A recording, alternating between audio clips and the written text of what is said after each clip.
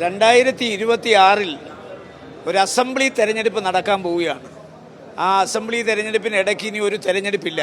തദ്ദേശ സ്വയംഭരണ സ്ഥാപനങ്ങളിലെ തെരഞ്ഞെടുപ്പുകൾ മാത്രമേ ഉള്ളൂ. അപ്പോൾ അസംബ്ലി തെരഞ്ഞെടുപ്പിൻ്റെ ഒരു റിഹേഴ്സൽ എന്നുള്ള നിലയ്ക്ക് ഈ തെരഞ്ഞെടുപ്പിൽ UDFന് ജയിക്കണം, ജയിച്ചേ മതിയാവൂ. അതിനനുകൂലമായൊരു സാഹചര്യവും പശ്ചാത്തലവും നിലമ്പൂരുണ്ട്.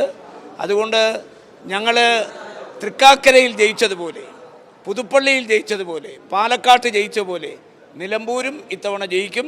കാരണം 9 വർഷമായി ഈ ഗവൺമെൻറ് ജനങ്ങൾ സഹിക്കുകയാണ്. ഒരു മാറ്റം ജനങ്ങൾ ആഗ്രഹിക്കുന്നുണ്ട്.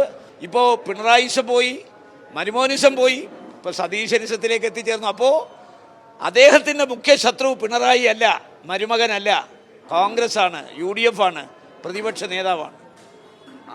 അങ്ങനെ തന്നെയാണ് ഇപ്പോൾ പി വി അൻവറിനെയും തൃണമൂൽ കോൺഗ്രസിനെയും കാണാൻ കഴിയൂ എന്ന് തന്നെയാണ് UDF നിലപാട്.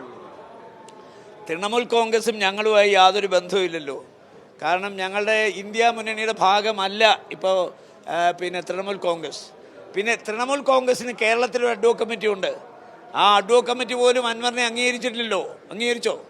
അദ്ദേഹം ഇപ്പോൾ സ്വതന്ത്ര സ്ഥാനാർത്ഥിയാണ്, അല്ലാതെ ആ TMCയുടെ പേര് ഉച്ചരിക്കാൻ അദ്ദേഹത്തിന് അവകാശമില്ല. അദ്ദേഹം പറഞ്ഞല്ലോ മമതാ ബാനർജി ഇവിടെ വരും, TMCയുടെ 10 മന്ത്രിമാർ വരും. ഒരു മന്ത്രി വരട്ടെ, എന്തിനാ മമത വരണ്ട? ആ മമതയുടെ ക്യാബിനറ്റിലെ ഒരു മന്ത്രിയെ കൊണ്ടുവന്ന് താൻ TMC ആണെന്ന് അവരെ കൊണ്ട് പറയിപ്പിക്കട്ടെ. തെരഞ്ഞെടുപ്പാകുമ്പോൾ പലരും വോട്ട് ചെയ്യാമെന്ന് പറഞ്ഞു വരും. ഇപ്പോൾ PDP ഡോട്ട് ഇടതുപക്ഷ മുന്നണിക്ക് അവർ പ്രഖ്യാപിച്ച് കഴിഞ്ഞല്ലോ. അപ്പോൾ ഞങ്ങളെ സംബന്ധിച്ചിടത്തോളം UDF സ്ഥാനാർത്ഥിക്ക് വോട്ട് ചെയ്യാൻ ആര് തയ്യാറായി വന്നാലും വോട്ട് വേണ്ടെന്ന് ആരെങ്കിലും പറയുമോ തെരഞ്ഞെടുപ്പിൽ? ഞങ്ങൾ ഇത്തരം ഒരു പ്രസ്ഥാനവുമായി യാതൊരു വിധമായ ഐക്യമോ ധാരണയോ ഉണ്ടാക്കിയിട്ടില്ല. പക്ഷേ തെരഞ്ഞെടുപ്പ് കാലത്ത് UDF, LDFനെ എതിർക്കുന്ന ആളുകൾ, BJP എതിർക്കുന്ന ആളുകൾ, അവർ പരാജയപ്പെട്ട് കാണണമെന്ന് ആഗ്രഹിക്കുന്ന ആളുകൾ ആരെങ്കിലും UDF സ്ഥാനാർത്ഥിക്ക് വോട്ട് ചെയ്യുമെന്ന് പറഞ്ഞാൽ ഞങ്ങൾ പറയുമോ വേണ്ടത്?